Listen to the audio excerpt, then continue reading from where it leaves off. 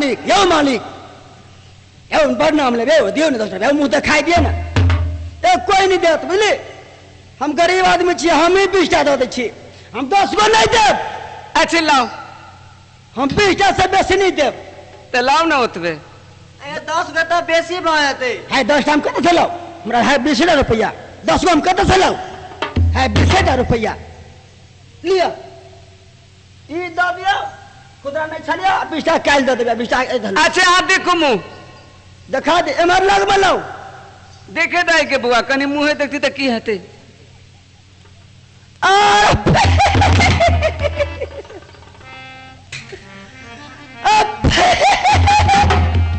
आय मंत्री जी आ मिर्गी चली आले आय देखियो ना मसुरवा के मिर्गी बुआई थी अत्ते दुनिया संसार घूमली लेकिन मौगी के मोछ देखना छलिया ए काना में किछ नहीं बुझलिया या मोछ है मौगी के ए ठा ज्ञानी काजल कुठा ज्ञानी करिखा नहीं हो कोई भी जोनी थेबे कर खाई ले पागल ए सिंगार जे करे छले हमर बहन बेटी हाँ तो ले पागल हित कहीं बुझलिया है मुझे हमरा बुझाला मोछ है बड़का बड़का आके देखे में आंखें नहीं है तो अच्छा आखिर भेले ए मलकन हां मंत्री भैया हे बड़ निक बिली मितन लगा लिया बड़ निक है हम लगाओ जल्दी लगाओ देख ले लगा हां हम देख ली अच्छा ठीक है जा अपने सब मितन लगाओ ना जल्दी ए मालिन अब ये तो अपना बहन के रहा दे बहन दी के बुझली ना आ तो ये सब जो काल सवेरे ही है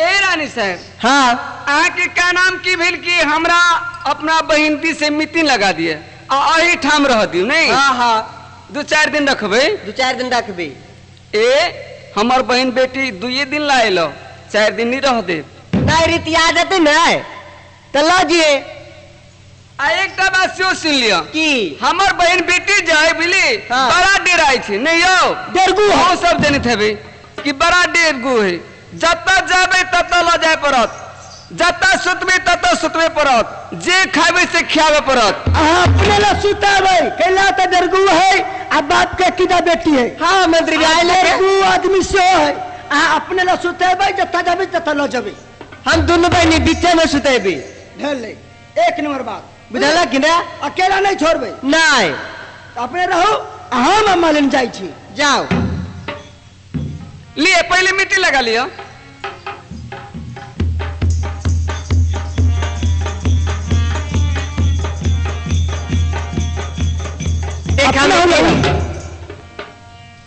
अपना हम लगाओ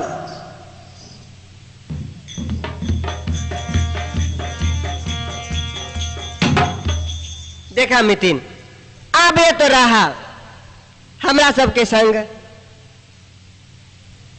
हम नहीं रहबे हमरा डर लगत रात में नहीं एक कुछ के डर नहीं ए बाबा तू डरे नहीं मैं काई ने सब लोग सुती है बुझले अकेला तू केला कति नहीं निकले जमाना खराब है आता हूँ मैं दरभंगा सन शहर में छे के विद्यार्थी सब बड़ लबरा है मैं कहीं ने ला सुगे सुगे सिरला माने की विश्राम करिए अकेला तो नहीं निकले हम आ तोर मौसी जाय छियो नियम जो हम गंगौर में कहियो ने मस्कर ते सुती छलिया हुआ ने तेरे सुतिए अब बता दे पीछे से नहीं बुझी एकरा सब सुतिए बुझले ठीक है हम सब जाय छियो मालिन चलो अपने सब ए मंत्री जी सुनो हाँ गए बउआ हाँ आप तो ठाम रही हो जो बुझली 2-4 दिन ला की हेती नहीं मौसी में कल भोर से भोर लो दिए बुला के अच्छे ल जब एकदम बड़ा कनबू कल भर दिल कहते रहे जब हम जो नहीं कान बउआ नहीं सुगा नहीं नहीं कान चुभू करा नहीं कान चुभू करा चलो मंत्री जी चलो चलो चल करो ए सुनो हाँ आ देवदार बैठा से हो जाए बुझलिए अच्छा आ सुंदर मालिक से कुछ हाँ। पैसा मांग ले सुंदर मालिक से वास्तव में ओकरो बमा तत्ते ढौआ है कि कहू है लेकिन बेचारा बड़ विश्वासी लोग है ए तो विश्वासी लोग नहीं छत श्याम सुंदर पंडित छत श्याम सुंदर पंडित हाँ ये मालिक के नाम ने हाँ ये चलो उनको से कुछ पैसा मांग ले। पैसा मांग ले बिली हाँ और पैसा लो के ऐस मौज करो दरभंगा। या सही बात। चलो अब उनको परिचय करा देवे। चलो चलो करो।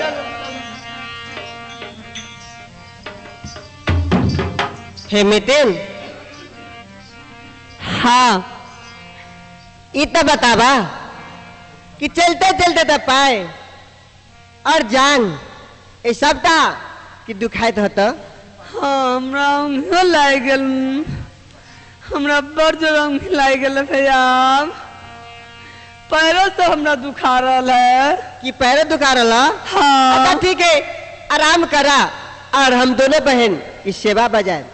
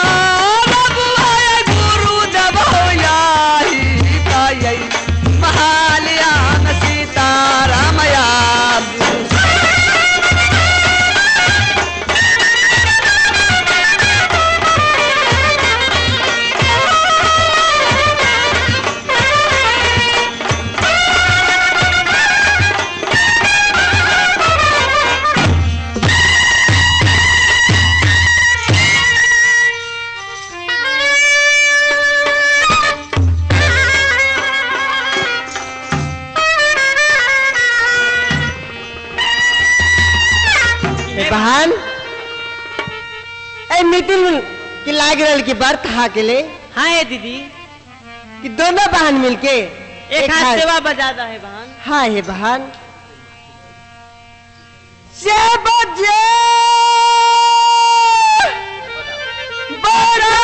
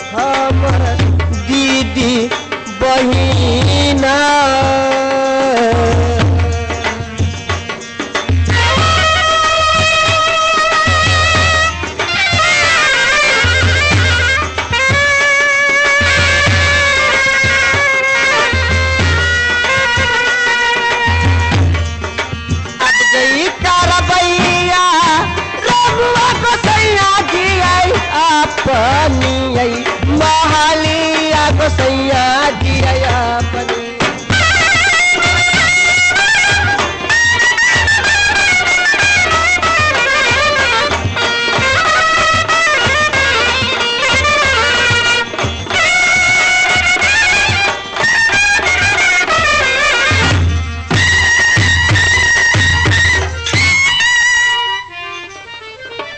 चलो ब्रिजभर,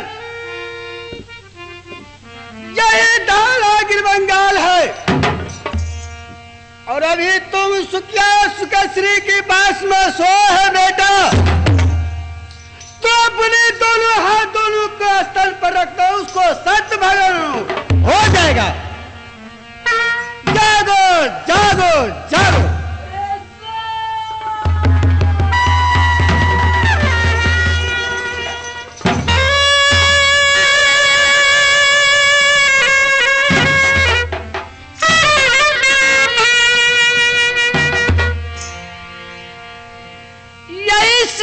सुखश्री के महल है गुरुदेव। या सुखिया सुखश्री के क्या गोत्र पर हाथ रखते है गुरुदेव। हे सो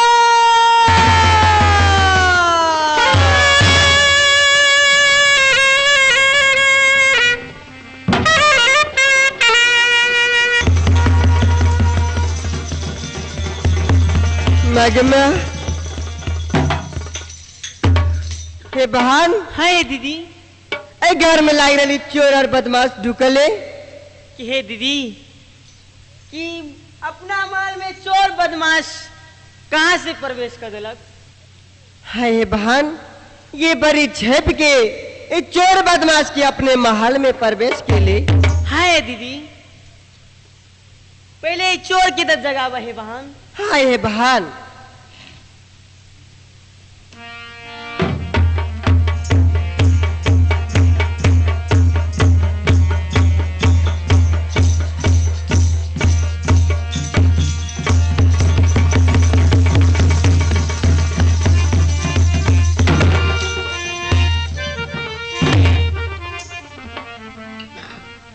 बहन है दीदी या चोर लाग रही है बहन। है दीदी ये चोरवा के देखो मुंह केन लगी है दीदी। हे बहन ए चोरवा की दोनों बहन के साथ भांग का दिलाओ। अब का तो घरा बस ये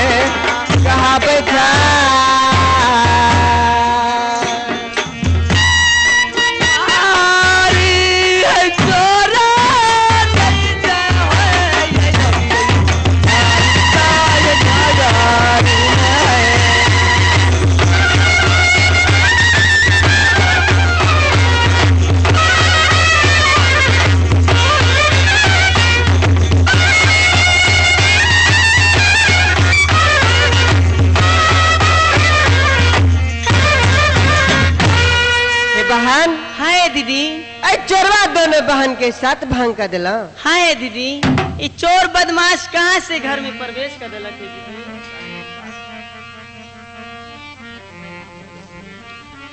ये जी कहमा तेरा घर वतन है, कहमा निज मकान। कहमा तेरा घर वतन है, कहमा निज मकान। अरे किसे कुल का बालक हो, क्या है तुम्हारा नाम?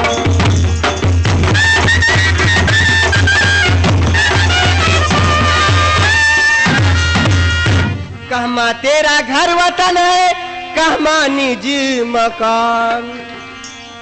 सच सच बात हमको बता दो, नहीं तो लिख पत्र का भेजू भैया के पास।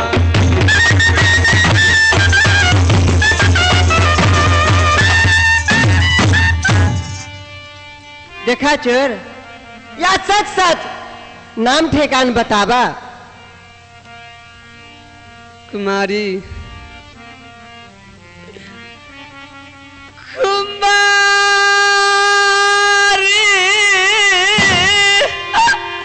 है तेरा का जब है ये बाती।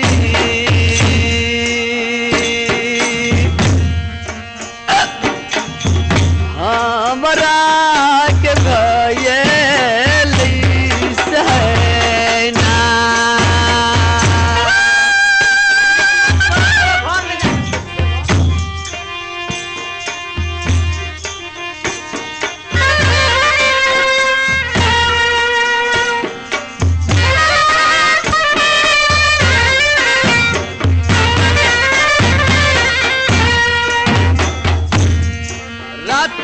अंधेरी ये बीतई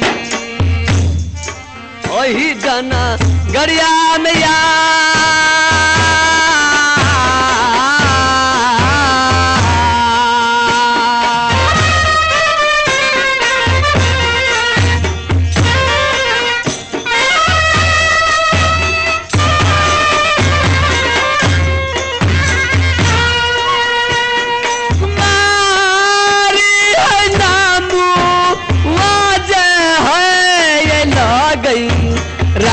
मसी सदा दम आ गई है ना।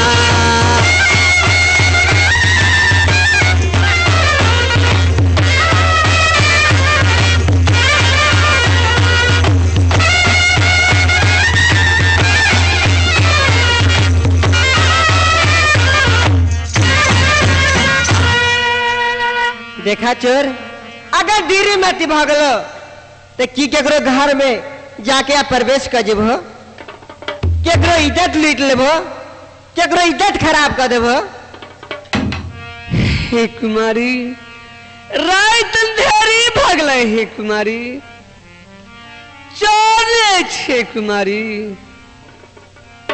चोर नहीं, अब चोर के जलमा बती जा।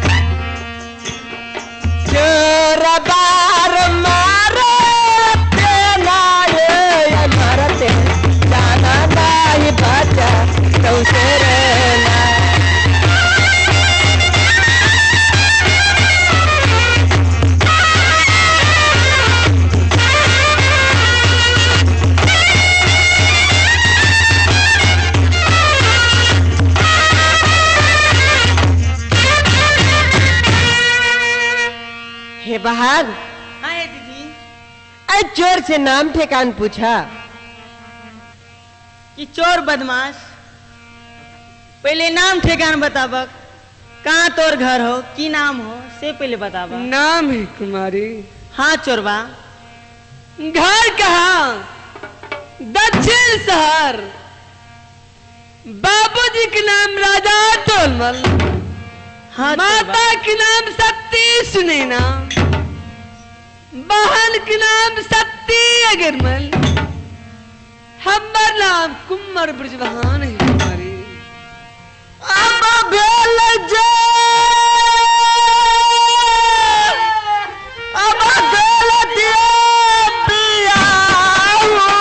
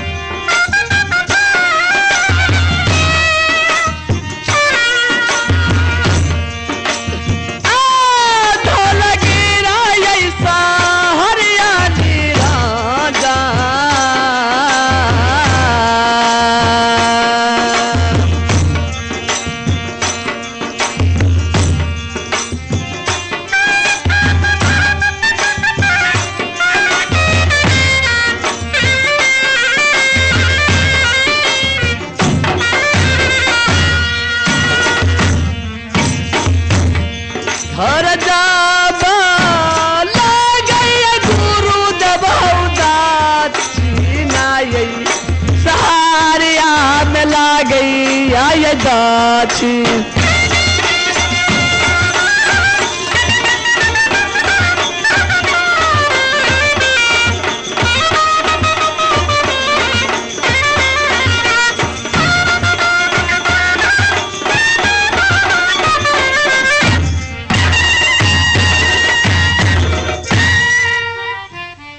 हे बहन, हाँ है दीदी। अपना दोनों बहन मिलके स्वामीनाथ के पहचान नहीं पेलो कि हे दीदी कि जय पुरुष पर दोनों बहन आश्रा लगेले छलिए हे दीदी, हाँ हे बहन, वो पुरुष आबि गेला है दीदी। या एकरे कि दोनों बहन मिलके प्रतीक्षा कर रहा। हाँ है दीदी। ए आप रुपी कि सामने चले ला। हाँ है दीदी। स्वामीनाथ अपने के लेल ए बचपन से कि दोनों बहन मिलके बट पूजा केलो। ठीक है कुमारी, अब यहाँ से चला। अंधरात में है कुमारी। नहीं नहीं, ऐठाम चंद्रात नहीं, ऐठाम से दोनों बहन के साथ साथ ले चलू कहा दक्षिण शहर। आहो ना बता जय हंसी है